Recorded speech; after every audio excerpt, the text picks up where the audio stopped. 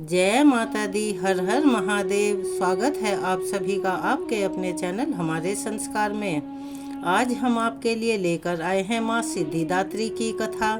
जैसा कि सभी जानते हैं, 9 दिन पहले नवरात्रे शुरू हुए थे और अब अपने समापन की ओर हैं।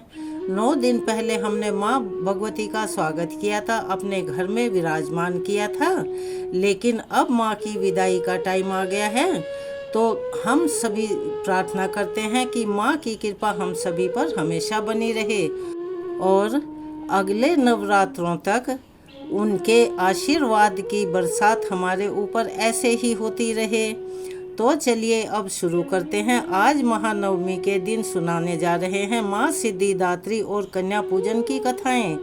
माँ सिद्धिदात्री की पूजा करने से सभी भक्तों को 8 सिद्धियां प्राप्त हो जाती हैं। यहाँ तक कि महादेव, जो देवों के देव महादेव हैं, उन्होंने भी माँ सिद्धिदात्री को प्रसन्न करके ही 8 सिद्धियों को प्राप्त किया था। नारी शक्ति का महत्व बताने के लिए ही भगवान शिव ने अर्धनारीश्वर रूप भी धारण किया था। इसके पीछे एक बहुत ही रोचक और पौराणिक कथा प्रचलित है, जो कि माँ सिद्धिदात्री से भी संबंधित है। महादेव जी के गणों में एक हैं भृंगी ऋषि। एक महान शिव भक्त के रूप में भृंगी का नाम अमर है।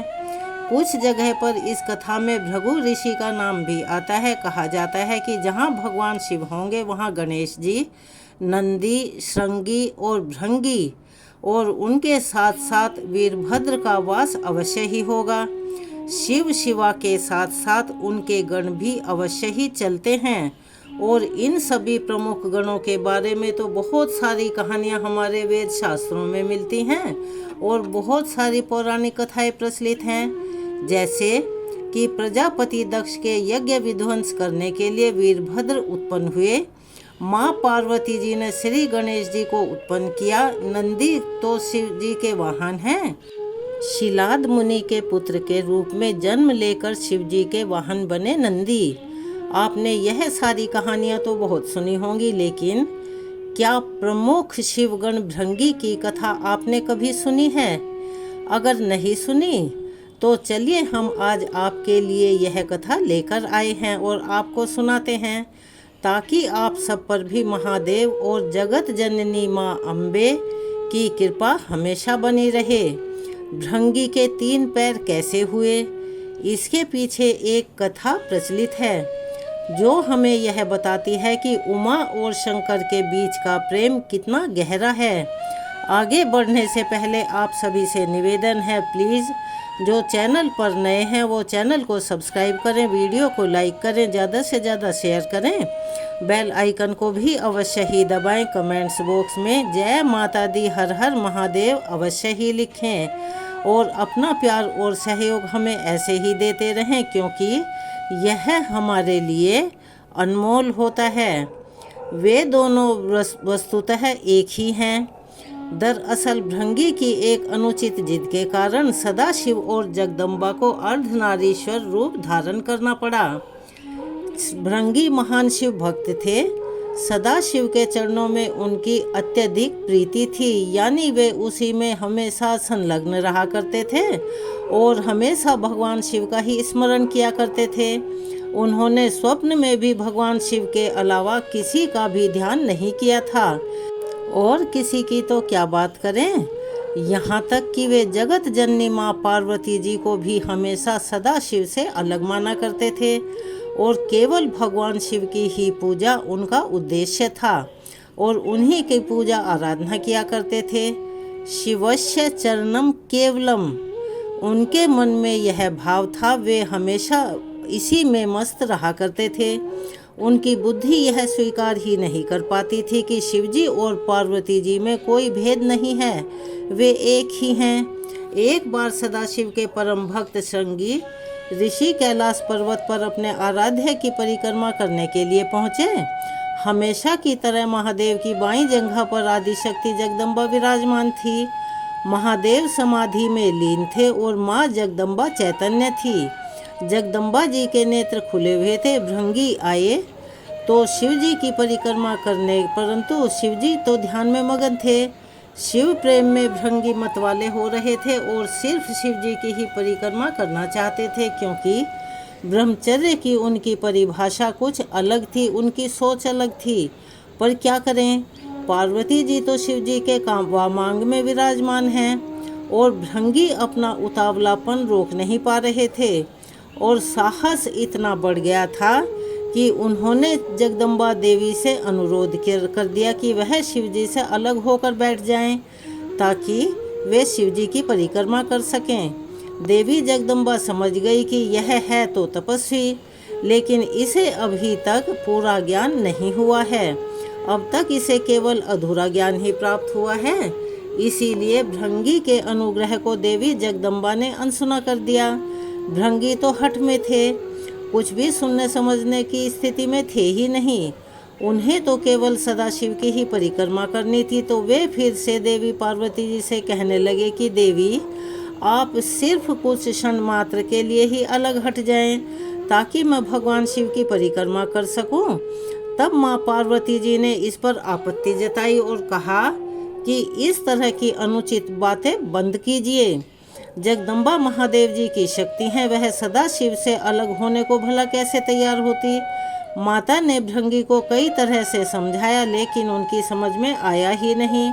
प्रकृति और पुरुष के संबंधों की व्याख्या तक की वेदों का उदाहरण दिया, परंतु भृंगी तो वैसे ही हठी थे और अपनी हट पर अड़े रहे, किसी बात को मानने को तैयार ही नहीं थे।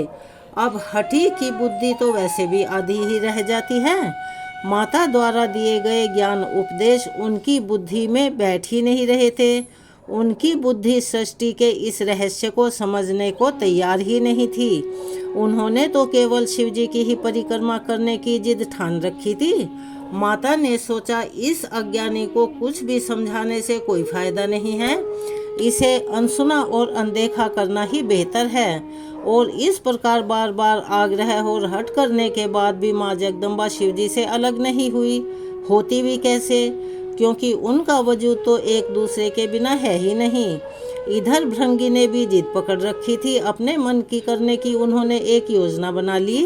उन्होंने देखा कि देवी जगदम्बा तो भगवान शिव के वामांग से हटने को तैयार ही नहीं है। तब भृंगी ने क्या किया, उन्होंने एक सांप का रूप बना लिया और शिव जी की परिक्रमा करने लगे। सरकते हुए वह जगदम्बा और महादेव जी के बीच से निकलने का प्रयास करने लगे। उसकी इस धृष्टता का परिणाम यह हुआ कि शिव जी की समाधि टूट गई, यानी भंग हो गई, और उन्होंने यह जान लिया कि यह मूर्ख जगदम्बा को मेरे वाम अंग पर देखकर विचलित हो रहा है और वह दोनों में भेद कर रहा है।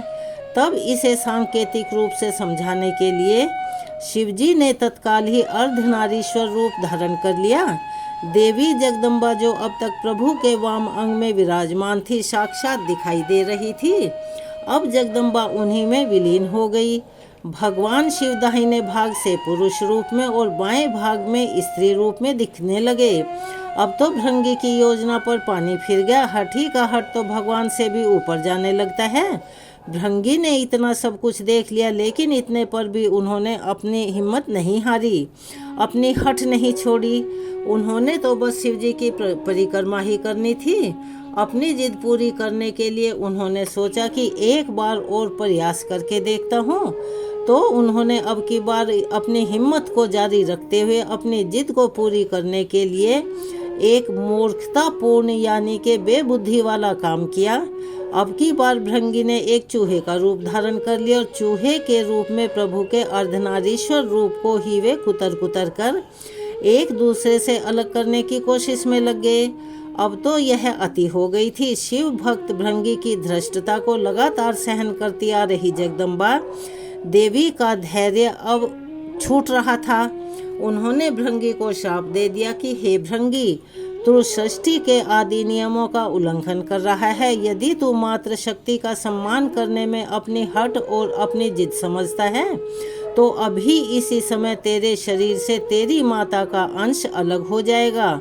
यह श्राप सुनकर स्वयं महादेव भी व्याकुल हो उठे। भृंगी की बुद्धि तो भले ही हार गई थी, पर महादेव जी जानते थे कि इस श्राप का मतलब कितना गंभीर है और क्या हो सकता है। शरीर विज्ञान की तंत्रोक्त व्याख्या के अनुसार इंसान के शरीर में अस्थियां और पेशियां पिता से मिलती हैं, जबकि रक्त और मांस मज्जा माता के अंश से प्राप्त होता है, क्योंकि माता के गर्भ में वो 9 महीने तक रहता है।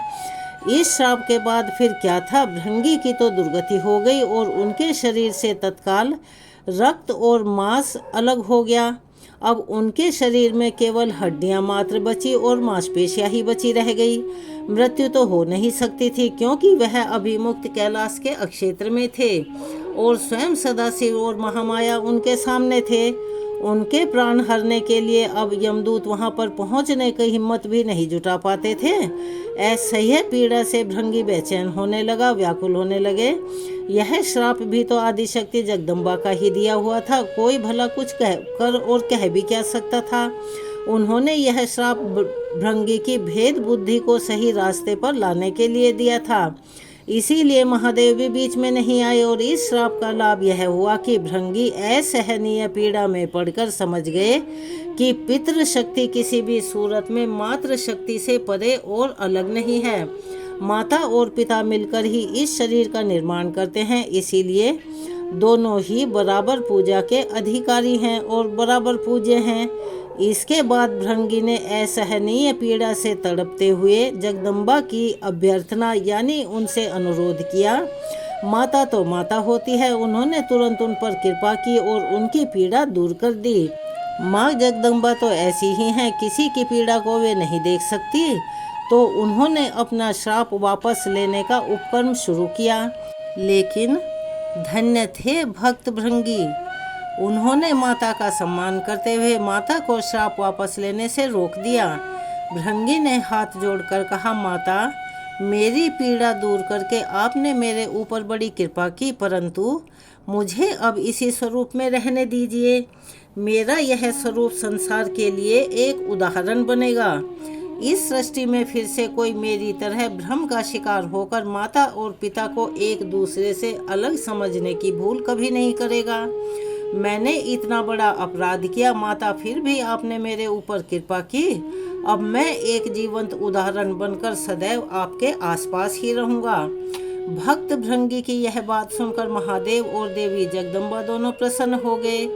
अर्धनारीश्वर स्वरूप धारण किए वे माँ जगदम्बा और पिता महादेव ने तुरंत भृंगी को अपने गणों में प्रमुख स्थान दे दिया।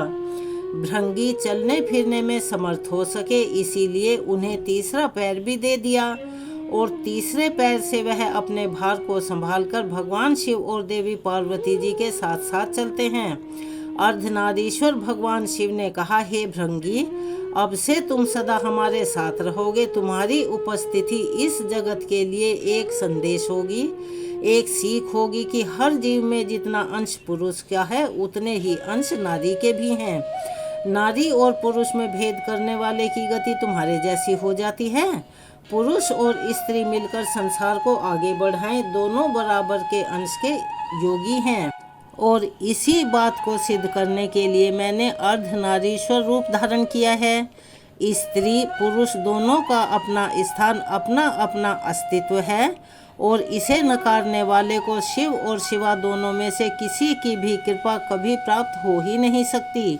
और जो भी शिव शिवा में भेद करेगा वह मृत्यु लोक में सदा शिव शिवा की कृपा के लिए तरसता रहेगा और ऐसे ही तरसता हुआ संसार से विदा हो जाएगा।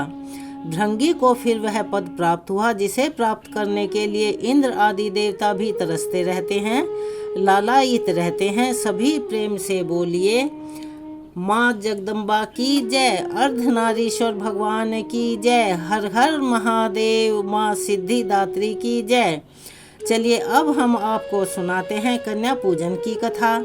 सुनने से पहले हम सब मिलकर हाथ जोड़कर अर्धनारीश्वर स्तोत्र का हिंदी पाठ भी सुन लेते हैं। जिनका शरीर चंपा के फूलों के जैसा है और शेष आधा शरीर कपूर के जैसे गोरे रंग का है, जो आधे शरीर पर जटा धारण किए हुए हैं और जिनके आधे शरीर पर सुंदर केशपाश सुशोभित हो रहे हैं, ऐसी देवी पार्वती और भगवान शंकर को प्रणाम है।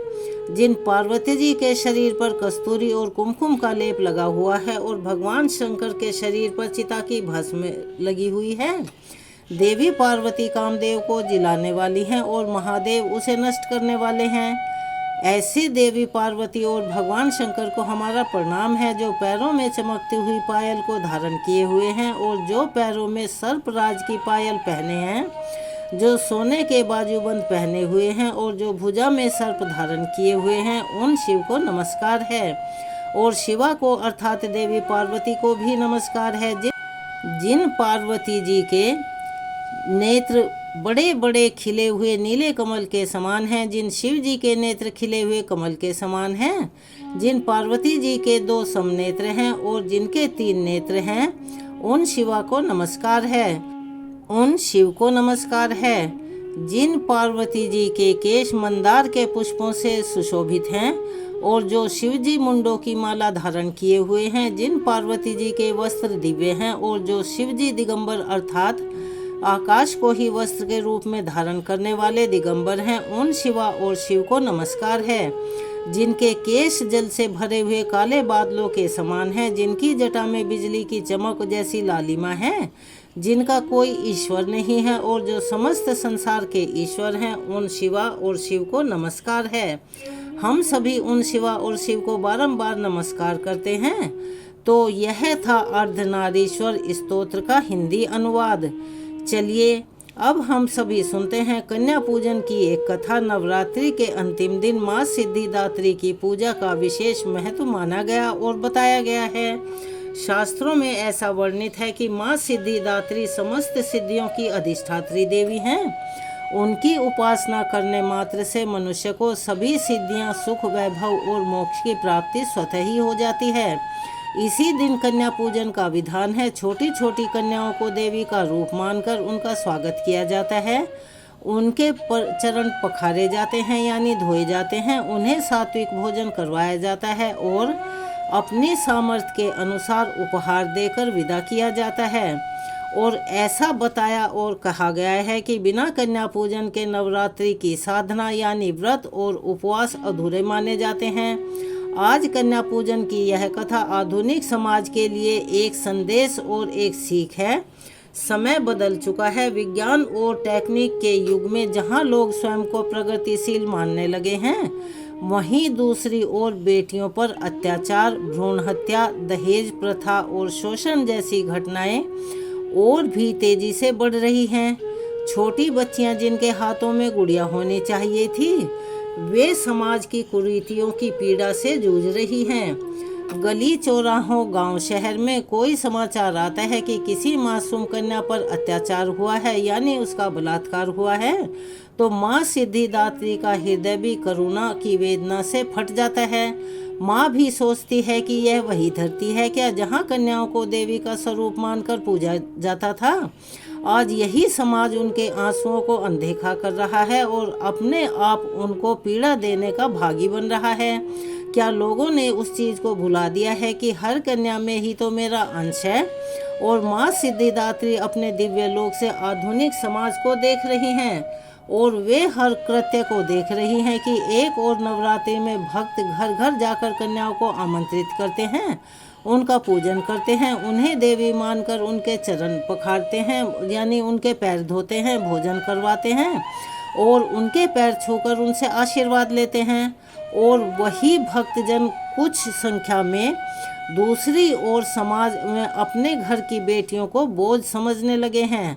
माँ सिद्धिदात्री सोच रही हैं, क्या केवल रस्म निभाना ही कन्या पूजन है, या फिर कन्या पूजन का असली मतलब यह है कि बेटियों को सम्मान, सुरक्षा और उचित शिक्षा दी जाए। क्या मेरा आशीर्वाद पाने के लिए केवल थाली सजाना ही काफ़ी हो जाता है, या फिर कन्याओं को अपने हृदय से, तन से, मन से देवी मानना आवश्यक है। एक बार एक छोटे से कस्बे में नवरात्रि का उत्सव चल रहा था। लोग धूमधाम से कन्या पूजन की तैयारी कर रहे थे। हर घर में हवन, भजन और सजावट हो रही थी। पर एक घर ऐसा भी था जहां केवल कन्या पूजन एक परंपरा नहीं बल्कि पीढ़ी दर पीढ़ी चलने वाला एक संस्कार था। वहां के परिवार ने अपने मोहल्ले की गरीब बेटियों को बुलाकर न केवल उन्हें भोजन कराया बल्कि उन्हें किताबें, पेंसिल और वस्त्र भी दिए। उन्होंने बच्चों से कहा कि तुम सब माँ सिद्धिदात्री का रूप हो, तुम्हारी मुस्कान ही असली आरती है। तुम्हारी शिक्षा और सुरक्षा ही हमारी असली पूजा है। और उसी रात माँ सिद्धिदात्री उस घर में प्रकट हुई और मुस्कुराते हुए बोली कि बेटा, यही तो मेरा सच्चा पूजन है। जब तुम कन्या को ज्ञान और सम्मान दोगे तभी तो मेरा आशीर्वाद तुम्हें स्थायी रूप से मिलेगा और मैं तुम्हारे घर में स्थायी निवास करूंगी। माँ सिद्धिदात्री ने पूरे समाज को यह सीख दी। आज मैं देखती हूँ कि लोग मेरे छोटे छोटे स्वरूपों पर अत्याचार कर रहे हैं। जो हाथ फूलों से गुड़ियों से खेलने चाहिए थे, वही हाथ अन्याय के मारे कांपे जा रहे हैं, मतलब कि उनके अन्याय के शिकार बन रहे हैं। जो आंखें सपनों से चमकती रहनी चाहिए थी, वह डर से ढकी रहती हैं। हे मनुष्य, यदि सच में तू मेरी पूजा करना चाहता है तो कन्याओं को सुरक्षित कर, उन्हें शिक्षा दे, बराबरी का अधिकार दो और उन्हें अपने मन से सम्मान दो। कन्या पूजन केवल थाली और मिठाई से नहीं बल्कि उनके जीवन को संवारने से होता है। कन्या पूजन का असली अर्थ यह नहीं कि वर्ष में केवल 2 बार बेटियों को बुलाएं, भोजन करवाएं, उन्हें उपहार दें और विदा कर दें, बल्कि उनके पूरे जीवन भर कन्या को सुरक्षा, सम्मान, संस्कार और समान अवसर दिए जाने चाहिए। तभी माँ सिद्धिदात्री प्रसन्न होंगी और समाज को वास्तविक सिद्धियाँ प्रदान कर पाएंगी। इस प्रकार कन्या पूजन का महत्व तभी पूर्ण माना जाता है जब यह केवल नवरात्रि तक सीमित न होकर बल्कि पूरे जीवन का संस्कार बन जाए। माँ सिद्धिदात्री का यह स्पष्ट संदेश है, कन्या पूजन का पूर्ण फल तभी मिलेगा जब हर कन्या को देवी का स्वरूप मानकर उसकी रक्षा, शिक्षा और सम्मान किया जाएगा। तो भक्तों, अब आपको हम सुनाने जा रहे हैं नवरात्रि में प्रत्येक दिन सुनी जाने वाली माँ दुर्गा की कथा, जिसे यदि आपने अब तक एक बार भी नहीं सुना तो आज माँ सिद्धिदात्री की पूजा करके जब भी आपके पास समय हो, मन शांत हो, तो सच्चे मन से और पूर्ण श्रद्धा के साथ इस कथा को अवश्य ही सुने और अगर संभव हो सके तो जोर जोर से पढ़ें और सुने और दूसरों को भी सुनाएं। वह माँ अम्बे की कृपा से अवश्य दूर होगा। जो भी आपकी परेशानी, जीवन में दुख हैं, कष्ट हैं, माता रानी की कृपा आप पर हमेशा बनी रहेगी और आपकी सभी समस्याओं का हल निकलता चला जाएगा। यह थी नवरात्रि के अंतिम दिन सुनी जाने वाली माँ सिद्धिदात्री की कथा। सिद्धिदात्री माता की अनुकंपा आप सभी पर और हम पर हमेशा बनी रहे। अगर आप चैनल पर नए हैं और अभी तक चैनल को सब्सक्राइब नहीं किया है तो आप सभी से अनुरोध है कि प्लीज़ हमारे चैनल को सब्सक्राइब करें, वीडियो को लाइक करें, ज़्यादा से ज़्यादा शेयर करें और बेल आइकन को भी अवश्य ही दबाएं। कमेंट्स बॉक्स में जय माता दी, हर हर महादेव लिखना ना भूलें और अगले नवरात्रों तक आप हमेशा माता का ध्यान करते रहें और उनकी आशीर्वाद प्राप्त करते रहें। तो चलिए मिलते हैं अगली वीडियो में एक और नई कथा के साथ, नई जानकारी के साथ। तब तक के लिए धन्यवाद।